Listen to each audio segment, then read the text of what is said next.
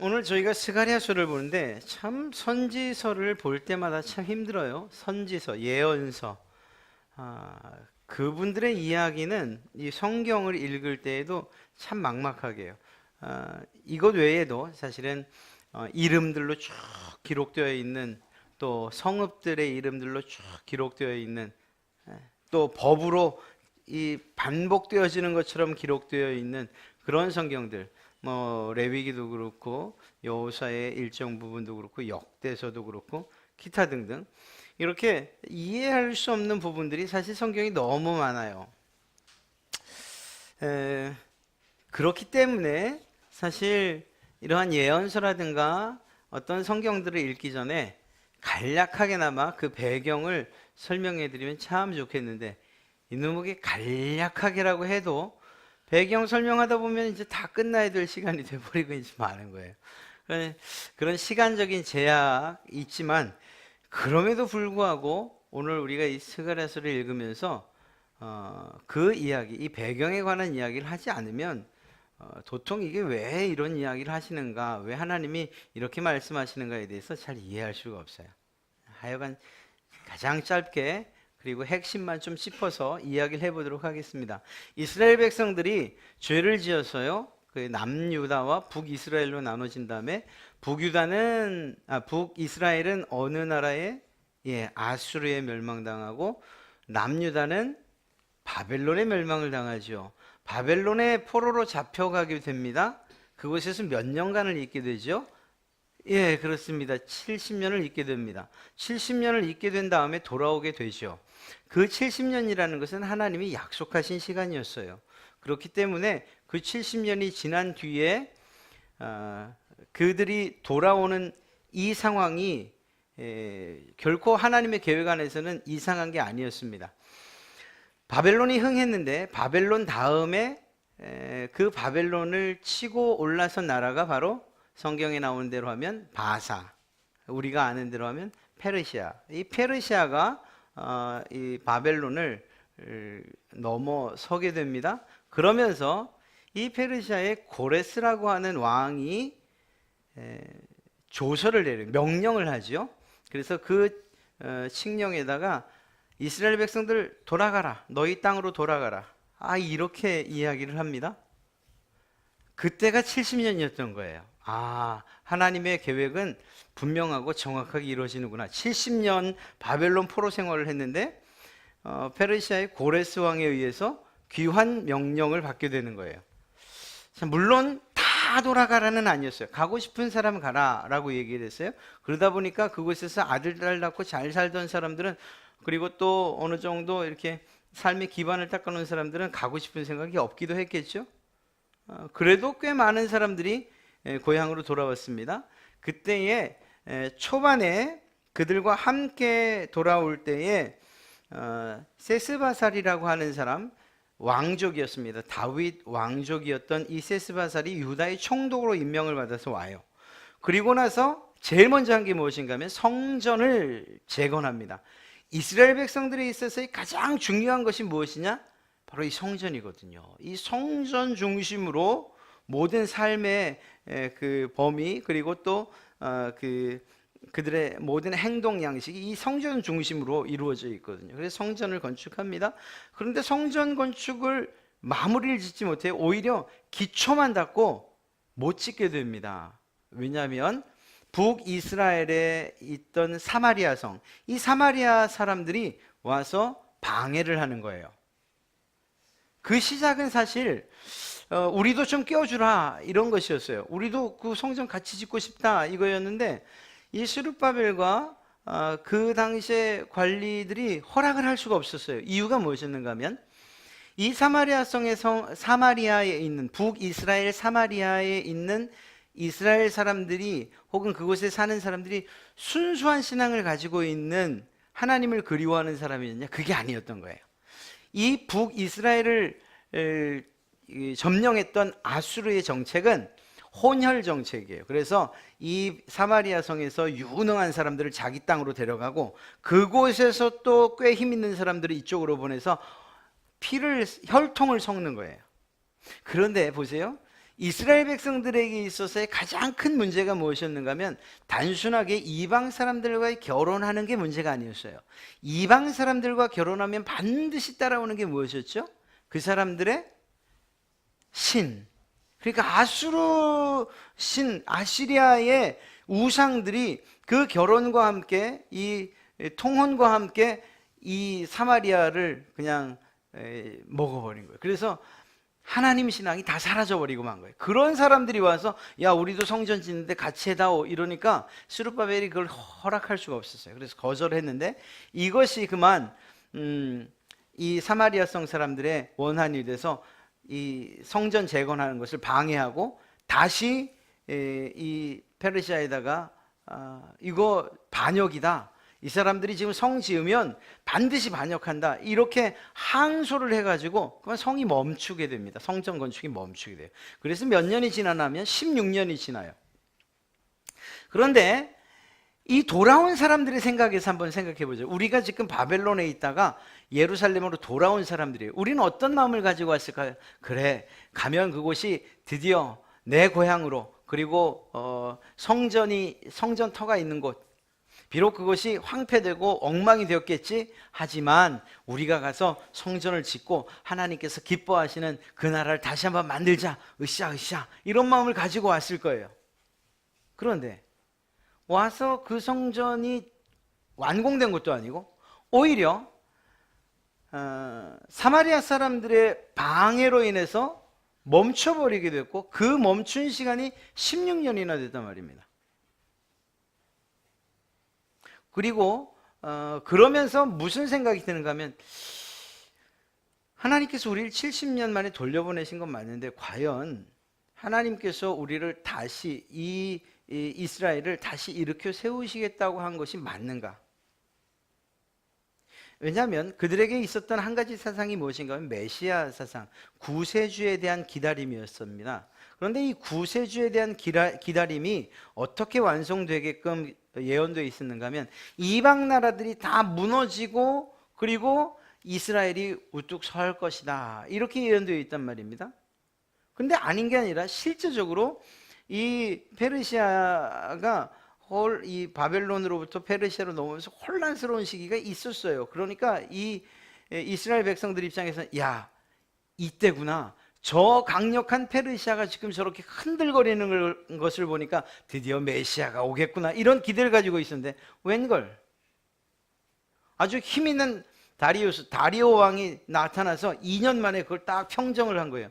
그리고 오히려 페르시아는 든든하게 세워진 겁니다. 그러니까 낙심이 되는 거예요. 하나님께서 약속하신 이 약속이 언제 이루어지지? 메시아가 오겠다고 한 것은 언제 오는 것이지? 하나님께서 우리를 이 예루살렘 성을 재건하시겠다고 했는데 그리고 우리나라를 다시금 굳건히 세우겠다고 한 그 약속은 도대체 실행 가능한 것인가? 이런 의구심들이 계속 일어나면서 결국은 이들이 하나님의 신앙으로부터 조금씩 떠나가려고 합니다. 패배감도 있죠. 거기다 좌절감도 느끼죠. 무엇보다 하나님에 대한 약속에 대한 실망이 가득한 거예요.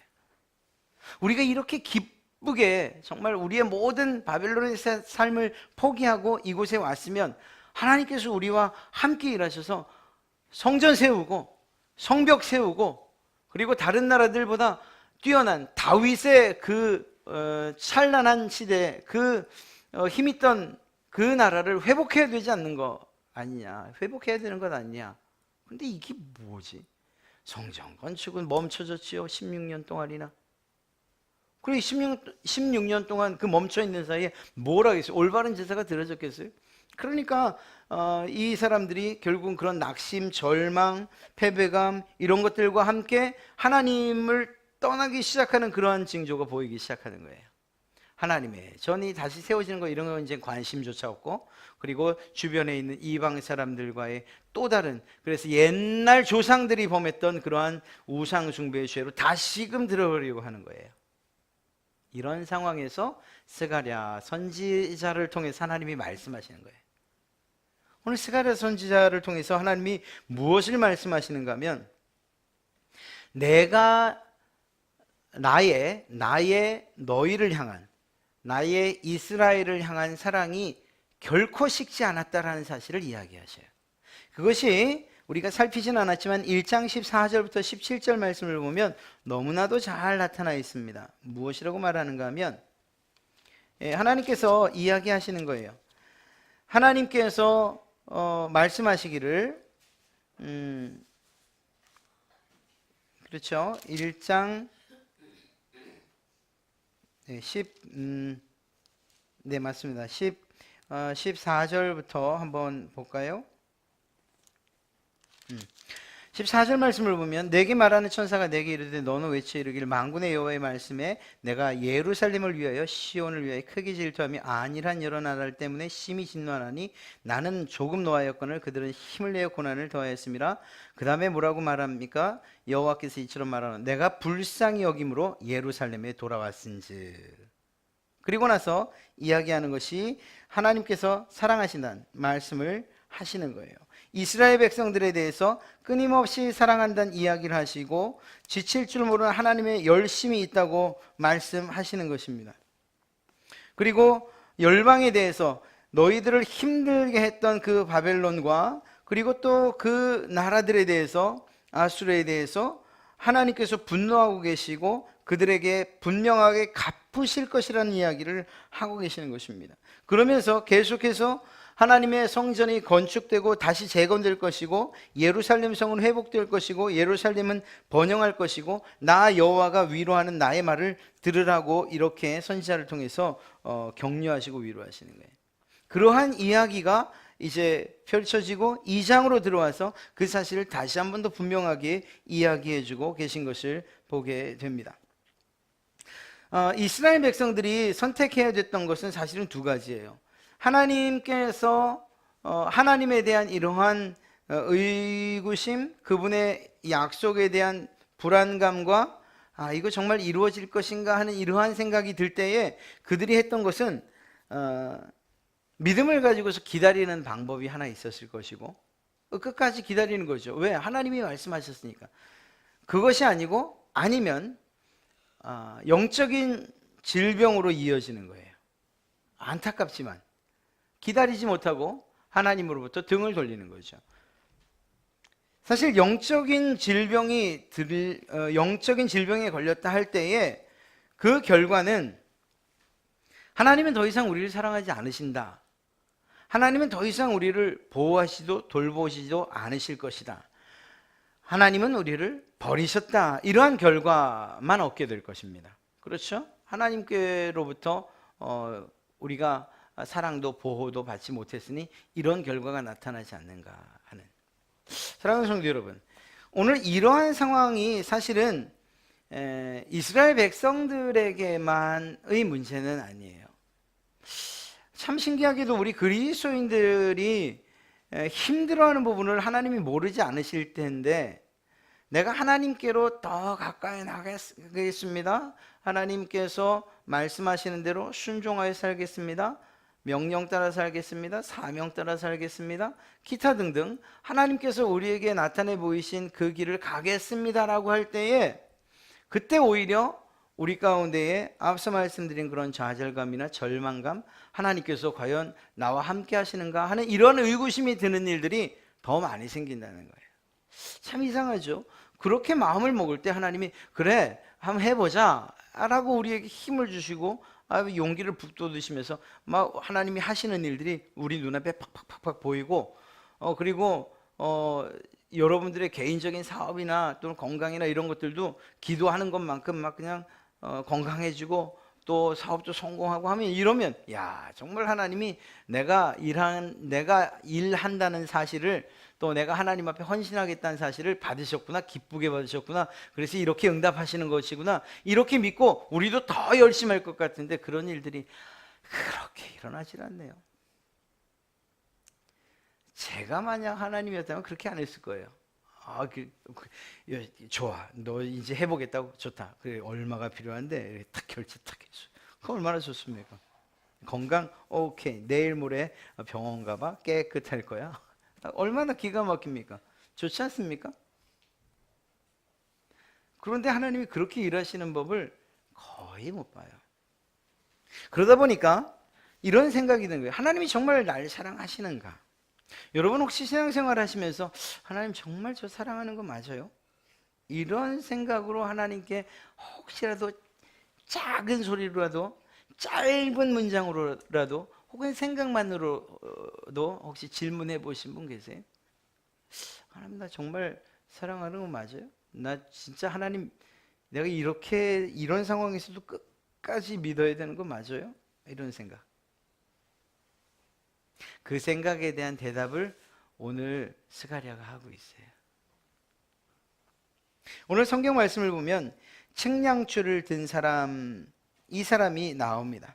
이 측량줄을 든 사람이 예루살렘, 이건 환상이에요. 환상, 스가랴가 본 환상. 측량줄을 든 사람이 예루살렘을 향해서 떠납니다. 그랬더니 이 스가랴 선지자와 함께 있던 천사가 다른 천사를 불러서 측량줄을 가지고 떠나가는 사람을 뒤쫓아가서 이렇게 말하라고 해요. 야, 그 성전, 예루살렘 성전 재건할 필요가 없어 라고 말하라는 거예요. 그게 바로 4절이죠. 너는 달려가서 그 소년에게 말하여 이르기를 예루살렘은 그 가운데 사람과 가축이 많으므로 성곽이 없는 성읍이 될 것이라. 무슨 말입니까? 예루살렘 성읍이 너무 크게 그리고 너무 번성해서 그리고 커져서 그 잴 필요가 없다는 거예요. 성벽 자체가 의미가 없는 그런 성이 될 것이라는 거예요. 아니 지금 성전 재건 그 옛날 솔로몬의 성전에 비하면 아주 초라하기 보잘것없는 그 성으로 가는 그 줄자를 가지고 측량줄을 가지고 가는 그 사람에게 이야기하기를 야 그거 재지 마. 그 성은 너무너무 큰 성이야. 그 성에 오늘 뭐라 그래요? 동물들도 많고 그렇죠? 가축도 많고 사람도 많고 그래서 성곽이 필요 없는 성벽이 필요 없는 큰 성이 될 것이니까 그거 제일 필요가 없어 이렇게 얘기하는 것입니다. 여러분 이스라엘 백성들이 이 예언을 들을 때에 의아스럽죠. 아니 이렇게 보잘것없는 성전인데 그것을 이렇게 크게 이야기하시는가?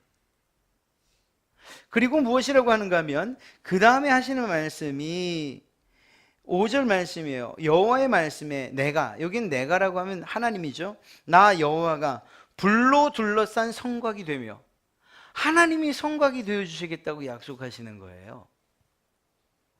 그 가운데에서 영광이 되리라. 누가? 하나님이. 그래서 그토록 큰 성읍이 되고 줄로 잴 수 없는 그래서 그것이 의미가 없는 그래서 멈추게 한 이러한 환상을 보여주신 거예요.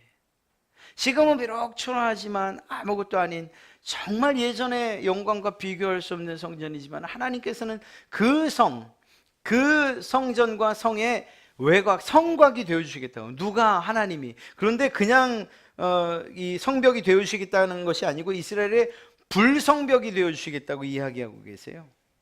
불로 둘러싼 성곽. 여러분 하나님의 임재의 장면에서 흔히 나타나는 정말 놀라운 이적 가운데 하나가 뭔가 이 불이에요. 불. 그렇지 않습니까? 모세에게 호렙산에서 하나님이 나타나실 때도 역시 불이었죠. 아브라함과 하나님이 약속을 맺을 때도 불이었어요. 출애굽하여 구원할 때도 역시 불이었고요. 율법을 주실 때도 불이었어요. 장막을 만들 때도 마찬가지고 광야 가운데서도 불기둥으로 항상 계셨고요. 기타 등등 이렇게 하나님이 이스라엘 백성들과 함께 하신다는 사실들을 나타낼 때 이 불이라는 이것이 사용되었는데 오늘도 마찬가지예요. 하나님께서 너희 성에 불성벽이 되어 주시겠다라고 말씀하시는 거예요. 여러분 이스라엘 백성들이 지금 낙심하고 하나님이 정말 우리를 사랑하시는가? 우리를 보호해 주시는가? 이렇게 낙심하려고 하는 그들에게 선지자를 통해서 걱정하지 마. 내가 너희의 불성벽이 되어 줄게. 내가 너희 안에서 영광이 되어 줄게. 너희는 예전에 솔로몬 성전의 영광을 얘기하지만 그 성전에 내가 없었더라면 그것이 무슨 의미가 있겠냐. 내가 너희의 너희가 있는 그곳에서 내가 주인이 되어주고 너희의 영광이 되어주마 라고 말씀하시는 거예요. 이 얼마나 놀라운 약속이십니까? 하나님께서 백성들과 함께 하시고 보호벽이 되어주시겠다고 그렇게 말씀하고 계신 거예요. 하나님께서 그들과 함께 하시겠다고 임마누엘, 내가 너희와 함께 하리라고 하시는 약속을 지금 해주고 계신 거예요. 그렇게 낙심해 있는 이스라엘 백성들에게.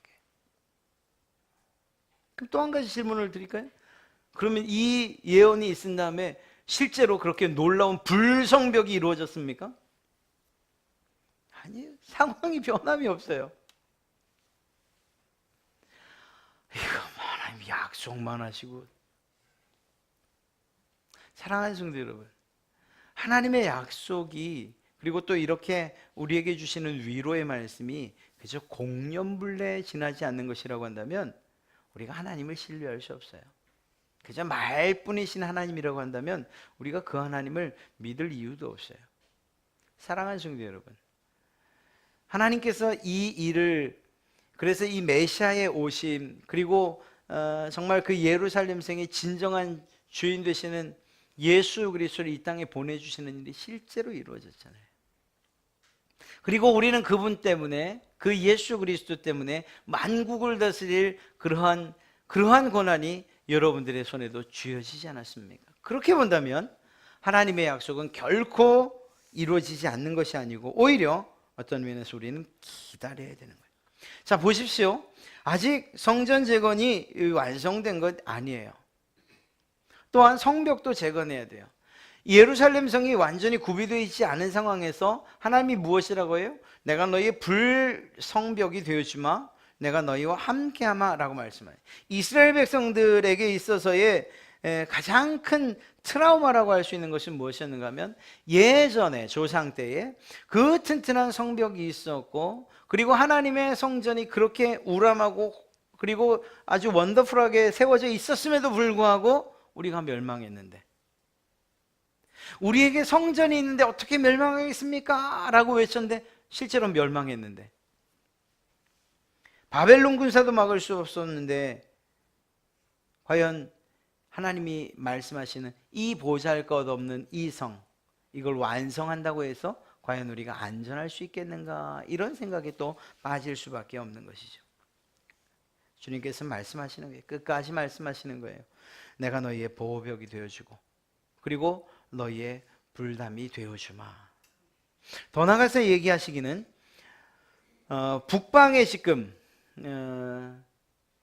이스라엘이 지금 페르시아에 잡혀 있는 그들이 돌아와서 함께 예루살렘 성으로 돌아와 하나님께서 주시는 은혜와 그 하나님께 예배하는 일들이 있어야 된다라고 말씀하시는 것이 6절 말씀입니다. 오라 너희는 북방 땅에서 도피할지어다, 여호와의 말씀이니라.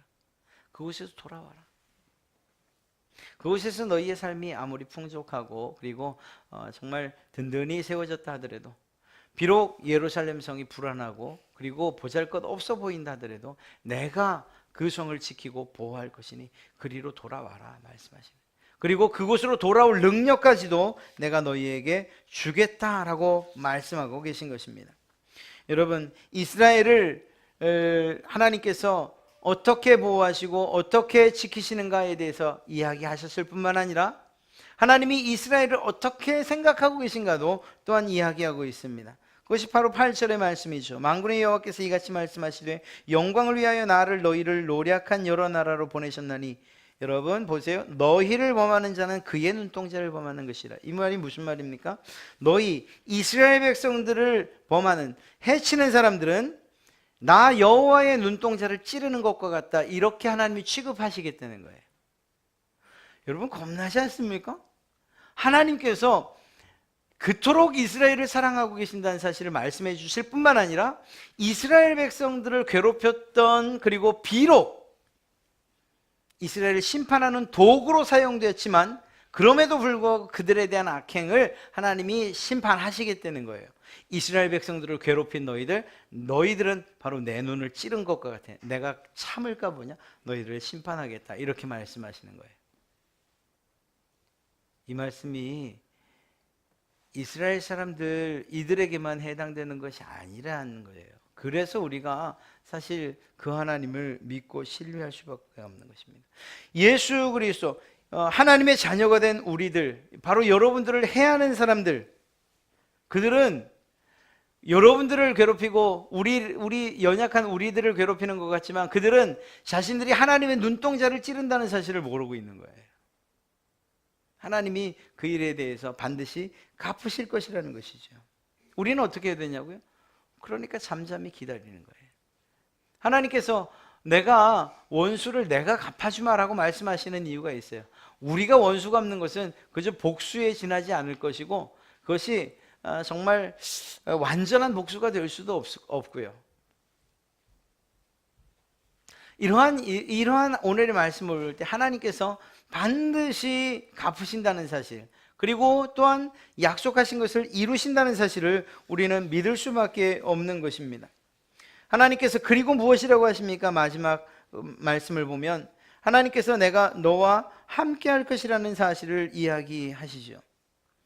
여호와께서 장차 유다를 거룩한 땅에서 자기 소유를 삼으시고 하나님의 것으로 삼으시고 그리고 다시 예루살렘을 택하실 것이다. 넌 내 것이다. 이렇게 말합니다. 그리고 무엇이라고 해요? 모든 육체가 여호와 앞에서 잠잠할 것은 여호와께서 그의 거룩한 처소에서 일어나심이라. 다 바꿔 이야기하면 하나님께서 일하시니 만물 너희는 그리고 모든 육체는 잠잠할지어다. 이렇게 말씀하시는 거예요. 하나님이 일하신다. 우리가 신뢰하지 못하는 것은 바로 이 부분이에요. 아까도 말씀드렸던 것처럼 우리가 무엇인가를 해야 하나님의 역사가 이루어진다라고 생각하는 그런 착각을 우리가 종종 해요. 그러나 그렇지 않아요. 오히려 우리는 잠잠하고 하나님이 일하시게끔 요청하고 요구하는 것, 이것이 우리가 해야 될 일인 거예요. 그때 하나님께서 여러분을 위해서 일하시는 그러한 증거들을 여러분들이 경험하게 될 줄로 믿습니다. 이스라엘을 보세요. 지금 성전을 재건하는 과정, 그 일이 얼마나 힘들고 또 분주하겠습니까? 또 무너진 성벽도 쌓아야죠. 무엇이라고 얘기하고 있어요? 스가랴는 야, 성벽 쌓는 것 그거 중요하지. 그러나 하나님께서 지켜주지 않으시면 그 성벽도, 예전에 그 성벽도 무너졌는데 지금 이렇게 허술한 성벽, 이거야 무너지고도 남지 않겠냐. 예전에 그 영광스러웠던 솔로몬의 성전도 무너졌는데 이 보잘것없는 성전 하나님께서 지켜주지 않으시면 이 버티고나 있겠느냐, 이렇게 말씀합니다. 그게 뭐예요?